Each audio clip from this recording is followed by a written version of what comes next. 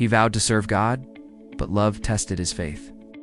This is the story of Father Michael, a man whose devotion was unshakable, till he met Grace. Father Michael had dedicated his life to the church. His days were a quiet rhythm of prayer, sermons, and service to his community. He believed his path was set in stone, a sacred promise he would never break. He had never doubted his calling, not for a single moment. Then, Grace walked through the heavy oak doors of his church, and everything he thought he knew began to unravel. She arrived like a storm-tossed bird seeking sanctuary. Her eyes held a story of pain and fear. She was broken, survivor of abuse, left homeless and utterly lost. Her spirit was fragile, her trust shattered. Michael saw not just a parishioner in need, but a soul crying out for help. He did what he was trained to do, what his heart compelled him to do. He offered her guidance. He offered her hope. Most importantly, he offered her protection, a safe haven within the stone walls of the church. Initially, their interactions were formal, strictly a priest offering counsel to a troubled soul. He arranged for her to stay in a small, unused room in the parish house, temporary shelter until she could get back on her feet. He brought her meals and listened patiently as she slowly, hesitantly began to share the horrors she had escaped.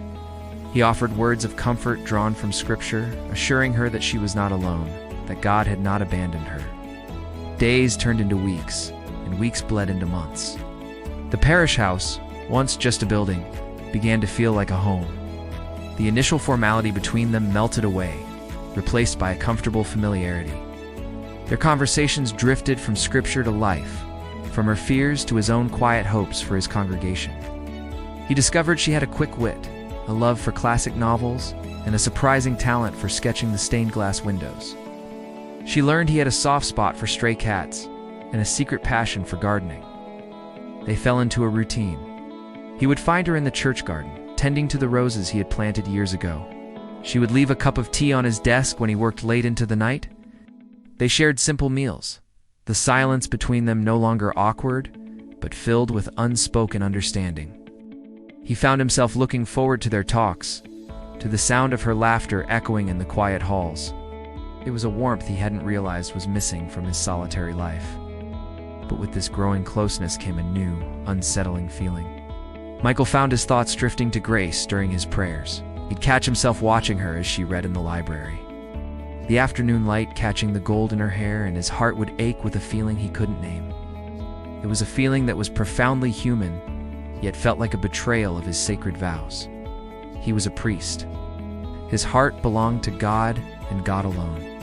He tried to fight it, prayed harder, knelt for hours on the cold stone floor, begging for clarity and strength.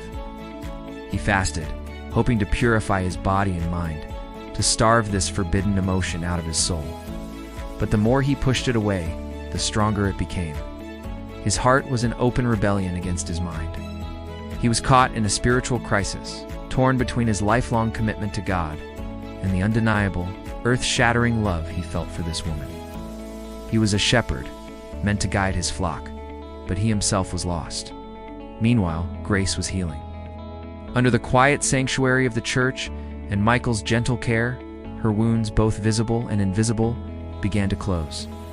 The fear in her eyes was replaced by a soft light.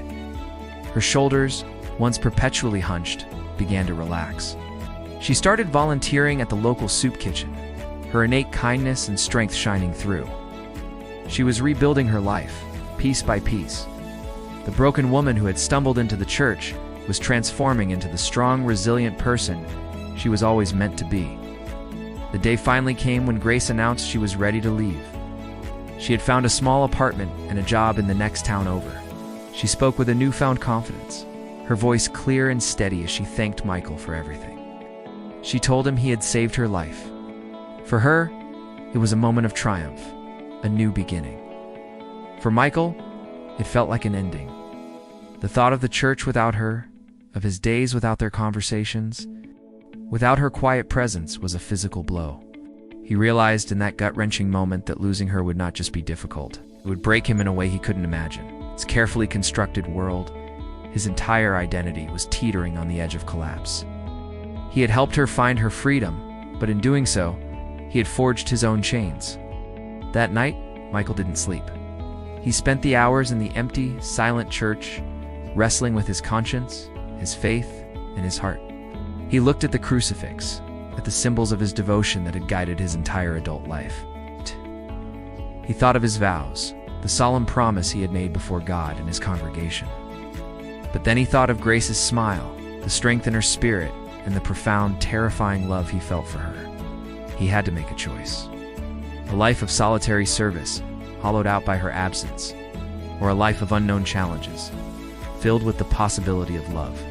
Was his duty to a set of rules, or to the truth of his own heart? The next morning, as the first rays of dawn streamed through the stained glass windows, Michael stood before the altar one last time. He wasn't praying for forgiveness or for strength anymore. He was praying for courage. With a steady hand, he reached up and unfastened the white clerical collar from around his neck. He folded it neatly and placed it on the altar, a final silent offering. Then he turned his back on the only life he had ever known and walked out of the church. Grace was waiting outside, her bags packed, ready to say her final goodbye. She looked surprised to see him without his clerical attire. He walked up to her, his heart pounding in his chest, and the words came out in a quiet rush, raw and honest. "I was meant to save you," he said, his voice thick with emotion. "But you saved me too." A slow smile spread across her face, one of understanding and acceptance. She reached out and took his hand. They left together, walking away from the church, stepping into a future that was uncertain and frightening, but one they would face honestly and together. Sometimes the path we are meant to walk is not the one we choose, but the one that chooses us. And sometimes love is not a sin, it's a calling in disguise. Can love truly change a person's destiny? Let me know what you think in the comments below. Thanks for watching. And if you enjoyed this story, don't forget to like and subscribe for more.